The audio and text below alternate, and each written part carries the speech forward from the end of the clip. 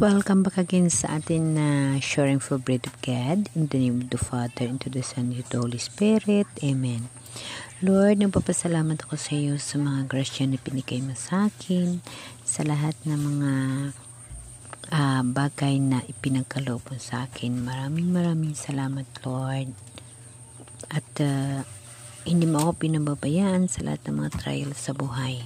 Maraming salamat aking Panginoon Jesus Christ. Thank you so much.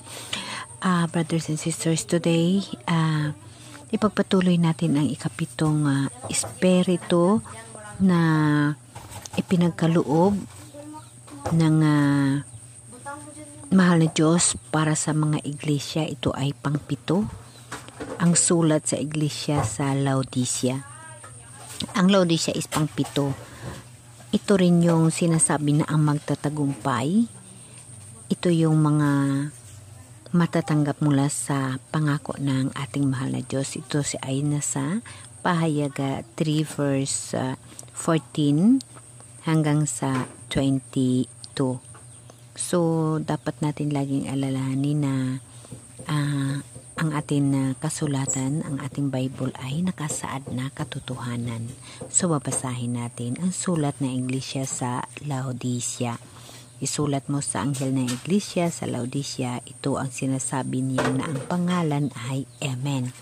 So guys, sa pangalan na Amen, dito tayo magtataka kasi kahit ako nagtataka ako sa pangalan na Amen dahil nasa ikalimang espiritu dito nakalagay.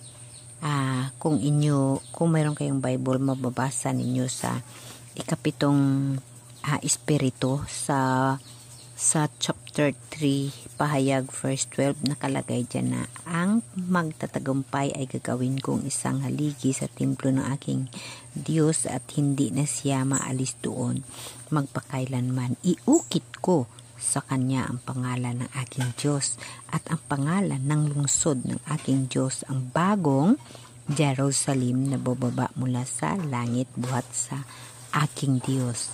Iukit ko rin sa kanya ang aking bagong pangalan. So, bagong pangalan. So, for the second coming, magkaroon tayo ng bagong kaharian, yung Jerusalem na bababa sa langit, buhat sa langit, upang ang lahat ng pinili ng mga Diyos ay makakasama doon, kasama natin siya. Tayo ay, kung may pandinig kayo, dinggin ninyo ang sinasabi ng Espiritu. Ito ay buhay spirit na tayo. Kasi siyempre mamamatay tayo for the second coming, lahat tayo, so nagkaroon na ng judgment.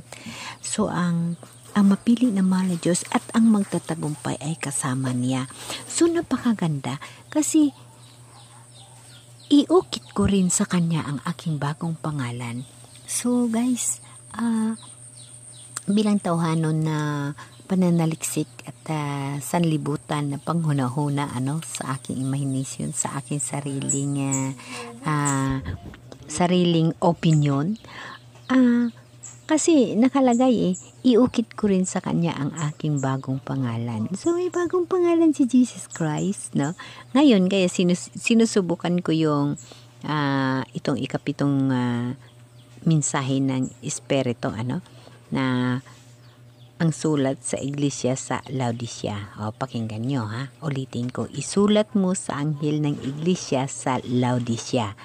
Ito ang sinasabi niya na ang pangalan ay Amen. Isulat mo sa anghel ng iglesia sa Laodicea. Ito ang sinasabi niya na ang pangalan ay Amen. Isulat. Ito kasi, ang pangitain kasi ito ni Juan, So, isulat mo, Isulat mo sa anghel ng iglesia. Ito ang sinasabi niya na ang pangalan ay Amen. Ang sinasabi niya. So, ito ang pinapasabi. Ang nagsasabi nun, ang ibig sabihin kasi, vision ni Juan yun kay Jesus Christ. So, ito ang pinapasabi niya, ang pangalan na Amen. So, guys, alam nyo ba na just, this is the imagination only, for the second coming, yung pangalan ay Amen. Wow, ano? So, ipagpatuloy natin. Ito ang sinasabi niya na ang pangalan ay Amen, ang matapat at tunay na saksi at siyang pinagmulan ng lahat ng nilalang ng Diyos. Nalalaman ko ang mga ginawa mo. Alam kong hindi ka malamig ni mainit. Maano sanang malamig ka o mainit, ngunit dahil sa ikaw ay na mahaliniga, hindi mainit ni malamig, isisuka kita. So dito nakalagay na yung maaligam-gam ka ba sa mahal na Diyos, yung hindi ka lubos nagtitiwala sa Kanya, mayroon kang maalinlangan. Noong una guys na hindi pa ako talagang pag-isa sa mahal na Diyos, na mayroon pa akong ibang mga priority, ganun ho ako. Minsan yung pangangailangan natin mas inuuna natin yung ibang tao, but ngayon na I realize na napakaganda pala ang buhay na pag lagi nating unahin ng mahal na Diyos. Kasi pag siya ang unahan natin, pag siya laging nauuna, lahat na mga pangangailangan, problema ay nasosolbar. Kusang tumuturo sa isipan natin kung ano ang ating dapat gagawin. So, kaya tayo huwag malamig, huwag mainit. Ibuo na natin ang sarili natin na mainit para sa ating mahal na Diyos. So, ngunit dahil sa ikaw ay mahalinaga, hindi mainit ni malamig, isusuka kita. Ayun, no? Sasabihin mo, ako'y mayaman at sagana sa lahat ng bagay, ngunit hindi mo na lalamang ikaw ay abang-aba, kahabag-habag, maralita, ubad at bulag. Yes, dito kasi sa sanlibutan, sa mundong ibabaw, mayaman ka, di kotse ka, di bahay ka, lahat yan, walang kwenta yan pagdating ng araw, no? Kaya yun sinasabi ng mga Diyos nga, mayaman ka sa tawhanan mo na buhay, pero sa espirituhanan mong buhay ay kawawa ka, abang-aba ka, maralita, no? Hubad at bulag, no? Kaya ipapayo, itong payo ng mahal na Diyos sa atin. Kaya nga ipinapayo, kung bumili ka sa akin ng dalisay na ginto upang ikaw ay maging tunay na mayaman, bumili ka rin ng puting damit upang matakpan ang kahihiyamong kahubaran at ng gamot sa mata na ikaw ay makakita. Yes, ibig sabihin, manumbalik tayo sa mahal na Diyos, pag-aralan natin ang mga kanyang mga habilin at susundin natin ang kanyang kautusan upang makita natin ang katotohanan na ang mahal na Diyos ay talagang napakabuti para sa atin. Yes guys, sa realidad sa buhay ko, yun ho ang nagiging blessing para sa akin kasi focus to God ako, and then hindi niya ako pinababayaan. So, tinuturuan ko, napakaganda, tingnan nyo tinuturuan ko at sinusupil ang lahat ng aking iniibig. O, diba? Dahil mahal tayo ng mahal na Diyos, tinuturuan tayo ng mga bagay at sinusupil tayo na hindi tama yung ating dapat gagawin. Kasi mahal niya tayo Unlike na mayroon na, hayaan ka lang, go ka lang, mahirapan ka man dyan, o ano, parang wala lang, no? Pero sa mga nanampalataya sa mahal na Diyos, nandyan ang hirap, pero nandyan din ang tulong na instant, ano?